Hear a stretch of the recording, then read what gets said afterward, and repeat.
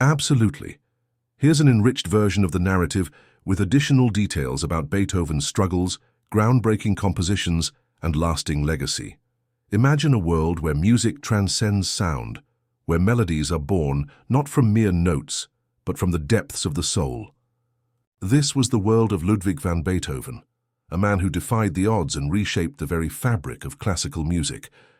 His journey was one of unparalleled genius, relentless struggle, and unyielding passion.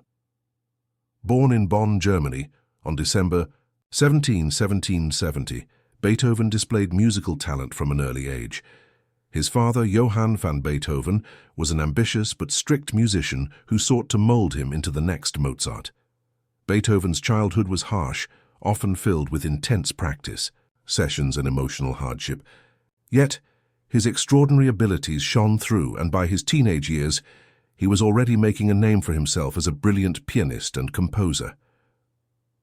In 1792, Beethoven moved to Vienna, the musical capital of Europe, to study under Joseph Haydn, one of the greatest composers of the time. It was in Vienna that he established himself as a virtuoso pianist, known for his passionate and sometimes explosive performances. His early compositions, such as the Pathetique Sonata and Moonlight Sonata, showcased his unique ability to convey deep emotions through music. However, just as his career was reaching new heights, tragedy struck. In his late 20s, Beethoven began experiencing progressive hearing loss, a devastating condition for a musician. By the time he composed some of his greatest works, he was almost completely deaf. Despite this, he refused to give up. Instead, he adapted by using conversation books to communicate and hearing music in his mind. During his heroic period, 1803–1812, Beethoven composed some of his most powerful and groundbreaking works.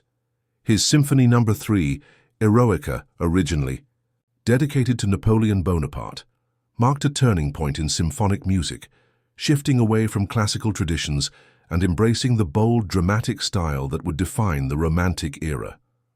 His Symphony No. 5, with its unforgettable da-da-da-da motif, became one of the most recognizable pieces of music in history.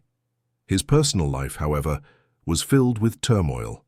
He never married, though he had several passionate yet unfulfilled romances, including his mysterious love for the immortal beloved, whose true identity remains debated. He also had a turbulent relationship with his nephew Karl, whom he tried to raise but with disastrous consequences. As he grew older, Beethoven's health continued to decline. He suffered from chronic illnesses, including liver disease and kidney problems, believed to have been worsened by lead poisoning, as later studies of his hair suggest. Despite his suffering, he composed his final and perhaps most profound masterpiece, the Symphony No. 9, which introduced choral voices into a symphony, for the first time culminating in the legendary Ode to Joy. When the symphony premiered in 1824, Beethoven, completely deaf, had to be turned around to see the audience's thunderous applause.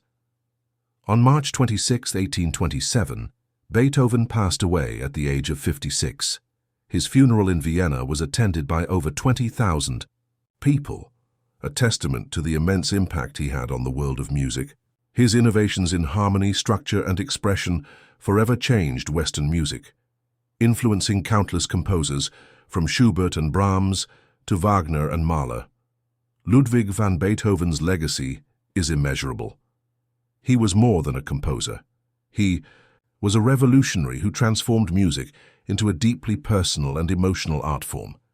Even in silence, he heard the most beautiful symphonies, proving that true genius knows no barriers, not even deafness. His music continues to resonate across generations, a timeless testament to the power of the human spirit.